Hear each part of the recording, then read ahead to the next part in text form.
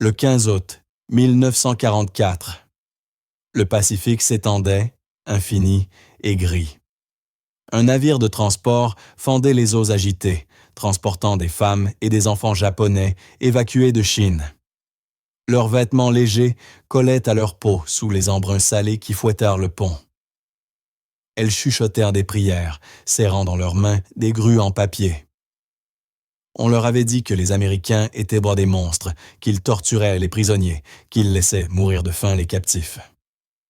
Pourtant, quand les portes du camp s'ouvrirent, les gardes leur tendirent des plateaux de cantine avec des hamburgers, du Coca-Cola glacé dans des bouteilles en verre, du pain blanc, du beurre de cacahuète. Une femme, Ya, fixait son assiette, incrédule. Un autre garde s'approcha avec une trousse de couture pour qu'elle puisse raccommoder son kimono déchiré. Elle s'attendait au coup, à la faim, à la mort. Au lieu de cela, on les appelait « Madame »,« Mademoiselle ». Comment l'ennemi pouvait-il se montrer si humain? Ces femmes japonaises n'arrivaient pas à croire que des hamburgers et du Coca-Cola existaient vraiment dans un camp de prisonniers américains. Si vous voulez entendre d'autres histoires incroyables et méconnues de l'histoire qui vont complètement changer votre regard sur le monde, abonnez-vous tout de suite et laissez un commentaire pour me dire de quelle ville vous regardez cette vidéo. J'adore voir jusqu'où ces récits voyagent à travers le monde. Le soleil du matin filtrait à travers la clôture grillagée, tandis que Madame Tanaka s'agenouillait près d'un carré de terre noire, ses doigts effleurant délicatement les jeunes pousses de laitue. Le potager du camp s'étendait devant elle en rangées bien alignées, un spectacle qui l'émerveillait encore après 3 semaines d'internement. À Tokyo, elle avait enseigné aux enfants la barbarie américaine à travers des manuels remplis d'images de propagande. Et voilà qu'elle cultivait des légumes aux côtés d'autres japonaises, pendant que les gardes faisaient leur ronde avec un professionnalisme calme, sans la cruauté arrogante qu'elle avait imaginée. Madame Tanaka appela le sergent O'Connor depuis la grille, utilisant ce titre qui la surprenait encore chaque fois. Il s'approcha avec cette politesse prudente qui semblait lui venir naturellement, portant une caisse en bois. « J'ai pensé que ces outils vous seraient utiles pour le jardin. » À l'intérieur, de petits outils à main, leur surface métallique brillant sous le soleil. Kiko Matsuda releva la tête depuis l'endroit où elle désherbait, ses yeux sombres plissés par la méfiance habituelle. « Pourquoi nous donnez-vous tout ça ?» demanda-t-elle dans un anglais hésitant, la voix tranchante qui faisait taire les autres. O'Connor hocha simplement la tête, comme si la question était parfaitement légitime. « Un jardin pousse mieux quand on lui donne les bons outils, madame. Ma mère disait toujours, on ne peut pas attendre grand-chose d'une plante si on ne lui donne pas ce dont elle a besoin. » Plus tard, tandis que les femmes travaillaient avec leurs nouveaux outils, la conversation glissa sur le dîner de la veille. Midori avait gardé la moitié de son pain blanc pour ses 2 petits garçons, malgré leurs protestations qu'ils étaient rassasiés. L'abondance restait encore incroyable. À Shanghai, pendant les derniers mois désespérés avant l'évacuation, une seule tranche de pain était un trésor qui valait une bagarre. « Le beurre de cacahuète », murmura une femme plus âgée, une employée de bureau nommée Fumiko. « Ça a le goût du sucré et du salé en même temps. Je n'avais jamais rien goûté de pareil. » Ya pensait à sa fille Maro, restée à Kyoto chez sa grand-mère. Dans ses lettres censurées, elle avait tenté de décrire la nourriture sans paraître traîtresse. Comment expliquer que leurs geôliers leur donnèrent de la viande tous les jours, du vrai lait pour les enfants, pas dilué ni rallongé à la poudre de riz? Les mots semblaient dangereux, même dans sa tête. Cet après-midi-là, cours d'anglais dans la salle improvisée du camp. O'Connor avait déniché de vrais tableaux noirs et des boîtes de craie blanches que les femmes utilisaient avec une révérence presque religieuse. Ya enseignait des phrases utiles pour parler aux gardes et au personnel. L'ironie ne lui échappait pas. Elle enseignait la langue de l'ennemi. Pourtant, les femmes absorbaient chaque leçon avec une intensité silencieuse. « Please » et « Thank you » venaient facilement. Mais quand elle leur apprit « I am grateful », plusieurs bloquèrent. Être reconnaissante envers leur geôlier, l'idée retournait leur monde sens dessus dessous. Ko leva la main et parla rapidement en japonais. Aya-san, est-ce mal de ne pas haïr quand ils nous traitent comme des êtres humains? La question flotta dans l'air comme une fumée d'encens. Les autres se turent, attendant une réponse qu'aucune n'avait. Elles s'attendaient à la torture, à la faim, à l'humiliation. Au lieu de cela, des portions qui remplissaient à leur bol, des soins médicaux quand les enfants tombèrent malades, des gardes qui s'effaçaient respectueusement dans les couloirs. Le soir venu, tandis qu'elle préparait de petits mots de remerciement, Ya écrivait soigneusement en japonais et en anglais. Les mots formaient un pont entre deux mondes qu'elle n'avait jamais cru possibles ensemble. D'un côté, tout ce qu'on lui avait appris sur la cruauté américaine. De l'autre, cette réalité déconcertante de hamburgers servis dans de vraies assiettes, de Coca-Cola qui pétillait froid sur les lèvres, d'hommes qui l'appelaient « Madame » comme si sa dignité comptait. Elle plia le mot avec des mains qui tremblaient beaucoup moins qu'au premier jour. Peut-être, pensa-t-elle, le plus dangereux ici n'était ni les gardes, ni les barbelés. Peut-être était-ce l'espoir lui-même qui poussait doucement dans la terre fertile d'une miséricorde inattendue. Le 4 juillet arriva avec une chaleur qui faisait trembler l'air au-dessus des allées en béton du camp. Mais dans le réfectoire, des guirlandes rouges, blancs, bleues avaient transformé l'endroit utilitaire en quelque chose d'almost festif. Ya se tenait avec les autres femmes près de la file, regardant le personnel disposer de longues tables chargées de nourriture qui semblaient sorties d'un rêve plutôt que d'un camp de prisonniers. « C'est réel ?» souffla Fumiko, les yeux écarquillés devant les plateaux de hamburgers, leur pain aux graines de sésame dorées sous les néons. À côté, salade de pommes de terre, épis de maïs luisant de beurre, rangées de bouteilles de Coca-Cola qui suaient dans des bacs remplis de glace. Co traduisait doucement, pour celle dont l'anglais restait limité, la voix teintée d'une merveille qu'elle tentait de réprimer. Ils disent que c'est leur fête de l'indépendance. Ils veulent qu'on célèbre avec eux. L'invitation semblait irréelle. Midori serrait ses fils contre elle. Le plus jeune, Hiroshi, avait fini par oser sourire à certains gardes, bien qu'il se collât encore à la jambe de sa mère quand ils approchaient. Le sergent O'Connor apparut près du groupe, sa courtoisie tranquille, adoucie par une chaleur peut-être sincère. « Mesdames, servez-vous. Il y en a largement pour tout le monde. » Il désignait les tables avec le même respect soigneux qu'il montrait chaque jour, comme si elles étaient des invités à la table familiale et non des ressortissantes ennemies sous surveillance. La première bouchée de hamburger fit exploser les saveurs dans la bouche de Ya. La viande tendre, assaisonnée d'herbes inconnues, prise entre un pain si moelleux qu'il fondait sur la langue. Elle n'avait mangé du bœuf que 3 fois dans sa vie avant la guerre. Jamais comme cela. Mais ce fut le Coca-Cola qui les défit vraiment. La première gorgée arracha des exclamations de surprise devant la douceur piquante, les bulles qui dansaient sur la langue. Co rit franchement, un son si inattendu que plusieurs gardes se retournèrent avec des sourires plutôt que des soupçons. « Ça a le goût du bonheur », dit-elle en japonais, puis tenta la phrase en anglais pour O'Connor. « Tastes like joy ». Il hocha la tête, le visage buriné plissé d'un sourire. « C'est à peu près ça, madame. » L'après-midi avança, les inhibitions se dissolvaient, comme du sucre dans du thé chaud. Le petit orchestre du camp jouait des chansons folk, que certaines reconnaissaient des émissions de radio d'avant-guerre. Quand les musiciens attaquèrent « She'll be coming round the mountain », Co se surprit à fredonner, puis à traduire doucement les paroles en japonais pour les autres. Le moment qui resta gravé à jamais dans le cœur de Ya fut quand le petit Hiroshi s'approcha d'un jeune garde-roue qui ne devait pas avoir plus de 20 ans. Avec la curiosité intrépide de l'enfance, il montra les boutons d'uniforme et parla vite en japonais. Le garde sembla perdu jusqu'à ce que Co traduise. Il demande si c'est de l'or.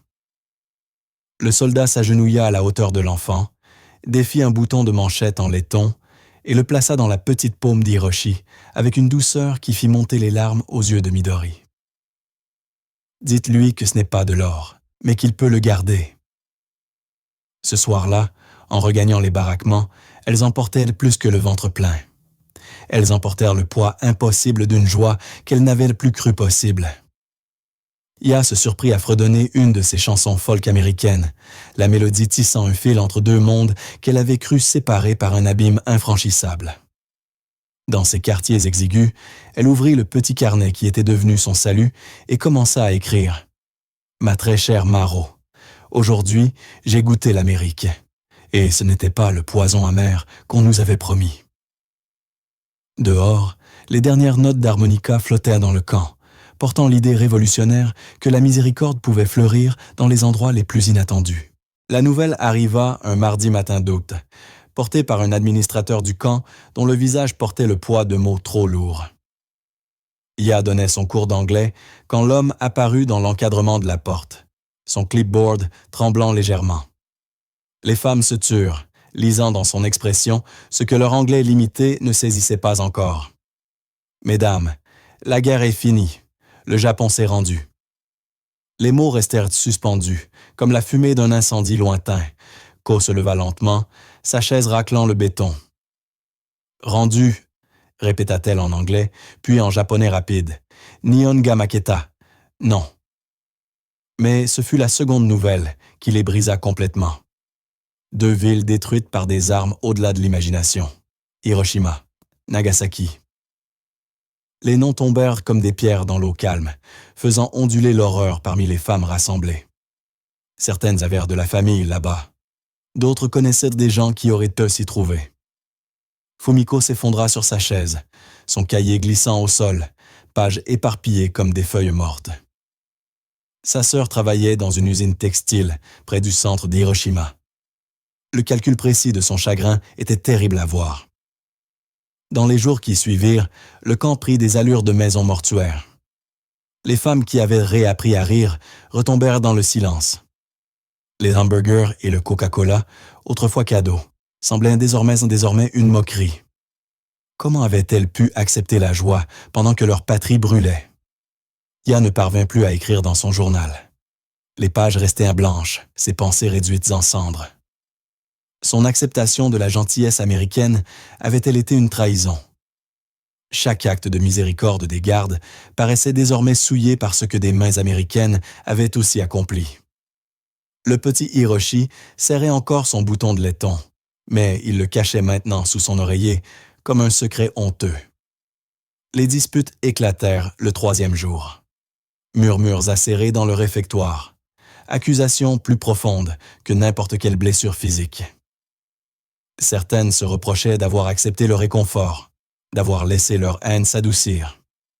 D'autres défendirent les gardes qui leur avaient rendu leur dignité, soutenant que la bonté et la destruction pouvaient coexister dans le même pays, la même guerre, le même cœur humain. Ko cessa de traduire les chansons. Elle s'asseyait près de la clôture, regardant à travers les mailles un horizon incertain. Quand O'Connor s'approcha avec sa courtoisie habituelle, elle se détourna sans un mot. Le pont qu'ils avaient bâti avec des mots prudents et des petits gestes semblait s'effondrer sous le poids du feu nucléaire. Un jeudi soir, Ya était assise dans ses quartiers, le journal ouvert devant elle. Une page blanche qui se moquait de son impuissance a donné du sens aux contradictions devenues sa vie. Comment les mêmes personnes qui l'avaient appelée « Madame » et lui avaient redonné de la craie pour enseigner pouvaient-elles posséder le pouvoir d'effacer des villes entières? Comment la miséricorde et la destruction pouvaient-elles jaillir de la même source? Dehors, elle entendait le sergent O'Connor faire sa ronde du soir, ses pas aussi mesurés et respectueux que toujours. Mais ses pas portaient désormais un autre poids, le rappel que la bonté et la catastrophe pouvaient apporter le même uniforme, parler la même langue, saluer le même drapeau. Le carnet resta vide, tandis que l'obscurité tombait sur le camp, et avec elle, la terrible certitude que certaines vérités étaient trop complexes pour des mots simples, trop vastes pour le maigre réconfort d'un témoignage écrit. La guerre était finie, mais le règlement de compte avec ce que signifiait trouver de l'humanité en des lieux inattendus ne faisait que commencer. Le silence s'étira dans le camp comme un brouillard épais. Pendant 5 jours, Ya refusa toute nourriture, sauf de l'eau et du riz, son corps rejetant ce qui lui semblait participer à une célébration de la destruction. Ce fut l'infirmière Rebecca qui brisa la glace, arrivant au chevet de Ya par un matin gris, où la chaleur d'Art s'était enfin brisée. L'Américaine d'une quarantaine d'années, cheveux grisonnants sévèrement tirés, yeux ayant vu assez de souffrance pour la reconnaître chez autrui, portait un simple carnet brun à la couverture usée. « Madame Tanaka, je sais que vous écriviez avant tout ça. » Elle désigna vaguement la fenêtre, englobant bombe atomique et nation rendue en un seul geste. Ma grand-mère a tenu un journal pendant la grippe espagnole. Elle disait que c'était la seule façon de donner du sens à vivre quelque chose qui n'en avait aucun. Elle écrivait sur les voisins qui mouraient et ceux qui apportèrent la soupe. Sur les médecins qui sauvèrent des vies et les croque-morts qui augmentèrent leur prix. Sur les êtres humains qui restaient des êtres humains, c'est-à-dire capables de tout, en même temps. Le carnet resta posé entre elles comme un pont qu'aucune n'était encore prête à franchir. Votre fille a besoin de savoir que sa mère a survécu. Elle a besoin de savoir à quoi ressemblait la survie. Pas seulement la grande histoire, mais les petits moments. La vérité. Cet après-midi-là, Ya se retrouva avec le nouveau carnet. Ses pages blanches, à la fois terrifiantes et pleines d'espoir. Elle ne commença pas par de grandes déclarations, mais par le souvenir du visage d'Hiroshi quand il avait goûté une glace pour la première fois. L'émerveillement dans ses yeux avait été pur, non souillé par ce qui viendrait ensuite. Ce moment avait existé, indépendamment du feu atomique qui avait suivi. Peu à peu, d'autres femmes sortirent de leur chrysalide de deuil. Ko se remit à fredonner, pas les chansons américaines, mais des mélodies japonaises traditionnelles qui semblaient l'ancrer à quelque chose de plus profond que la politique ou la nationalité. Midori autorisa de nouveau ses fils à jouer avec les autres enfants, bien qu'elle les surveillât avec une férocité protectrice. Quand Hiroshi montra son bouton de laiton à un nouvel ami, elle ne le lui reprit pas. Elle l'aida même à le polir jusqu'à ce qu'il brille comme un petit soleil dans sa paume. « La bonté reçue reste de la bonté », dit-elle un soir, même si les mains qui l'ont donnée ont aussi fait des choses terribles. Les préparatifs de rapatriement commencèrent début septembre. L'emballaient de paperasses et d'examens médicaux qui les ramèneraient vers un Japon qu'aucune ne pouvait pleinement imaginer. En faisant son maigre baluchon, Ya enveloppa soigneusement le carnet dans un mouchoir propre. Ces pages contenaient désormais des fragments de vérité trop précieux pour être perdus.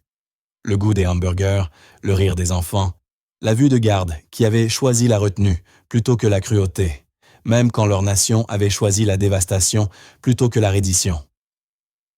Le dernier soir, le sergent O'Connor apparut au baraquement avec une petite boîte en carton.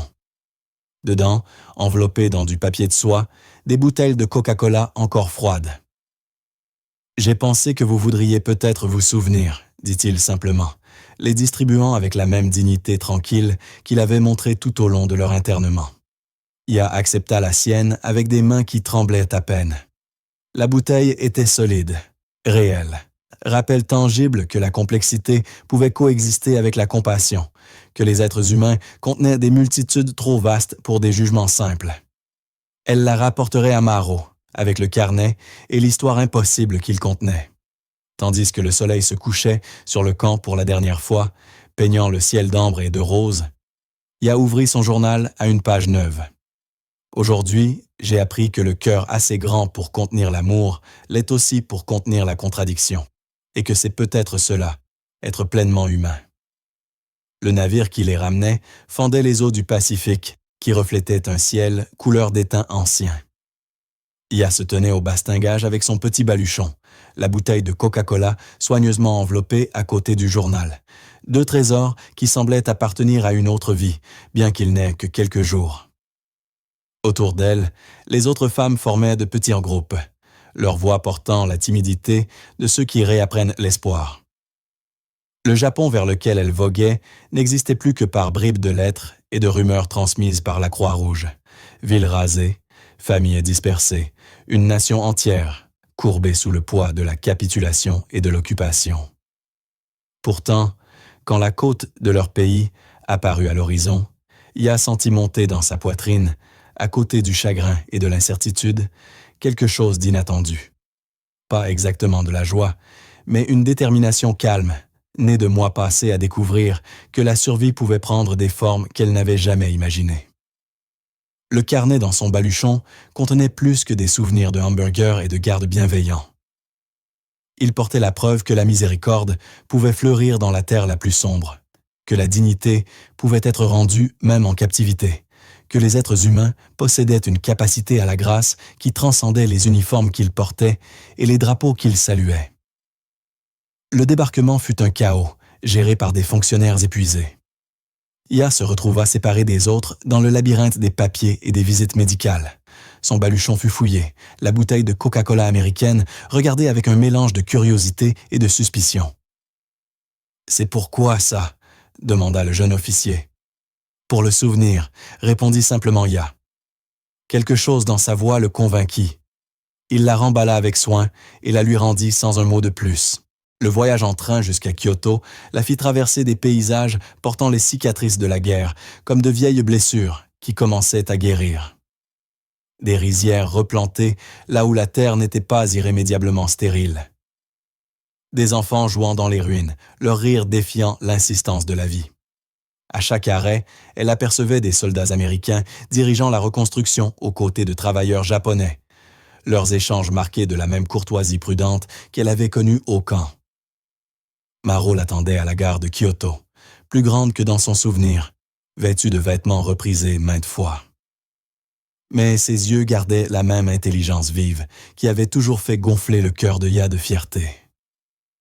Quand elles s'étreignirent, les mois de séparation s'effacèrent en un instant de pure reconnexion. « Okaeri Nasai » murmura Maro contre l'épaule de sa mère. « Bienvenue à la maison. » Ce soir-là, dans la petite pièce qu'elle partageait désormais avec la belle-mère de Ya, celle-ci défit son baluchon pendant que Maro regardait, fasciné. La trousse de couture, offerte par le sergent O'Connor, arracha des commentaires admiratifs à la vieille dame, qui déclara la qualité du fil supérieur à tout ce qu'on trouvait au Japon en guerre. Mais ce fut le journal qui captiva totalement Maro. « Vous avez écrit tout ça dans le camp ?» demanda-t-elle, tournant les pages avec un respect presque religieux. « Tous les jours, vers la fin, je voulais que tu saches ce qui s'était vraiment passé. Pas les histoires que d'autres raconteront, mais la vérité. » Toute la vérité.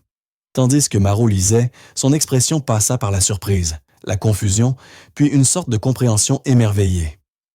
Il y avait les hamburgers et le Coca-Cola, oui, mais aussi les gardes qui avaient appelé sa mère Swan Madame quand son propre gouvernement l'avait réduite à un numéro. Il y avait la complexité de trouver de la grâce en captivité pendant que des villes brûlaient, d'accepter la bonté de ceux dont la nation avait apporté une destruction inimaginable. Des années plus tard, quand Maro aurait elle-même des enfants, elle leur lirait des passages choisis du journal de leur grand-mère. Non pour pardonner ou oublier les horreurs de la guerre, mais pour se souvenir que même dans les chapitres les plus sombres de l'humanité, des âmes individuelles pouvaient choisir la miséricorde plutôt que la haine, la dignité plutôt que la vengeance, l'espoir plutôt que le désespoir. La bouteille de Coca-Cola, vide depuis longtemps mais soigneusement conservée, trônerait sur une étagère comme un témoignage de la possibilité que des ennemis deviennent des sources de grâce inattendues, et que le cœur capable de survivre à la guerre était aussi capable d'embrasser la paix.